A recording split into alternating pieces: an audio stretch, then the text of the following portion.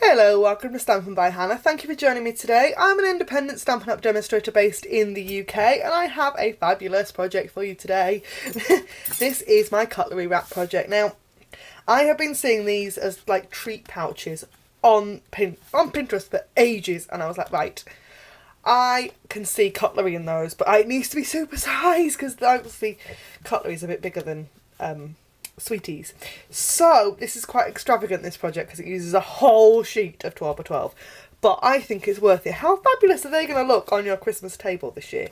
I think they're gorgeous. So I'll take my cutlery out because it's going to clang and bang and make a horrendous noise, and I'm going to share with you exactly how to make these cute pouches. And they'd be, actually, I mean, if you stuck a hole in one and you could hang them and put maybe advent chocolate in. I mean, how fabulous are they? Love them, love them, love them. And of course it does use this stamp, which is from the Merry Little Labels stamp set, which I'm sure you're sick to death of seeing by now, actually. So I have a piece of Designer Series paper that measures 12 by 12 inches, 30 by 30.5 by 30.5 centimetres. And this is from the Merry Little Christmas Designer Series paper paper pack from Stampin' Up! This paper is all Old Olive, basic black and whistle white, and it's beautiful, and these are just, I am all over that. I think that pattern is gorgeous.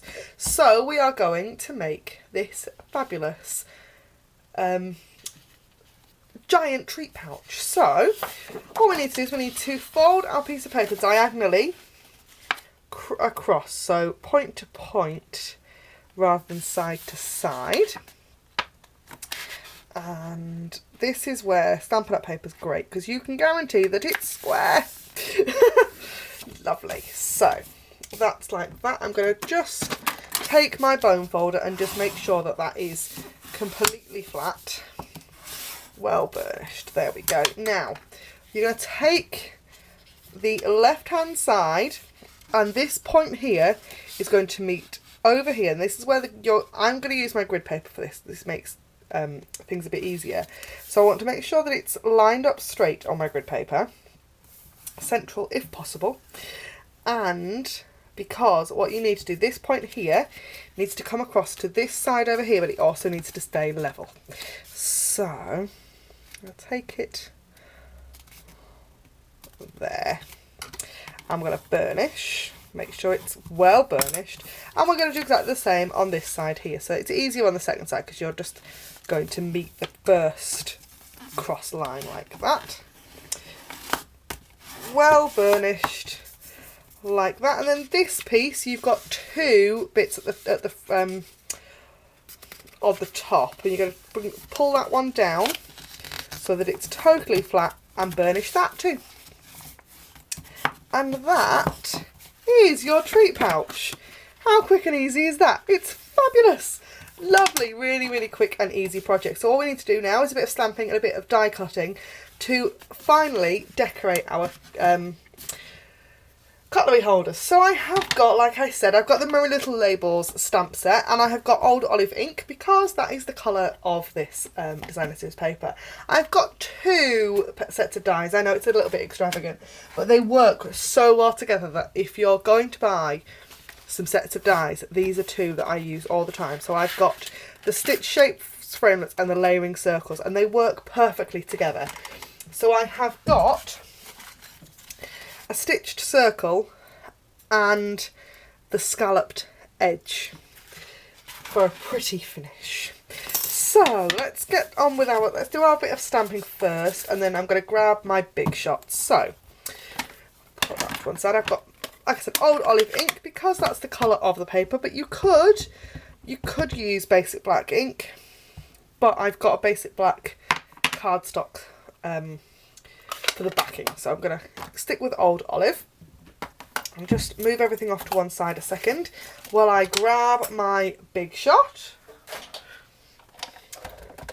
like so. Now for kind of standard dies, I use a magnetic platform all the time. This thing never ever leaves my big shot unless I'm using embossing folders, because that's a different sandwich. And then I've got a base plate that I label as base. I write on it with a Sharpie pen. It does rub off sometimes, but it generally it stays flat. And then I've got a top plate that's starting to see better days, but it's also terribly wonky, but that's absolutely fine. It works just as well. So my piece of Whisper White in first, and I've put my dies somewhere and I don't know where I've put them. Oh, there they are. Oh, I'm sure you've seen them. It makes your head hurt, doesn't it? So, stitched shape down first. I'm going to run this through our Big Shot, and we're just going to run it through once. You need to play about with your Big Shot. Every Big Shot is different, and sometimes you may need 2 passes through your Big Shot to get your shape through. Because of there's a detailed edge, generally 1 pass is enough. And then I'm going to do exactly the same with my basic black and my scalloped circle.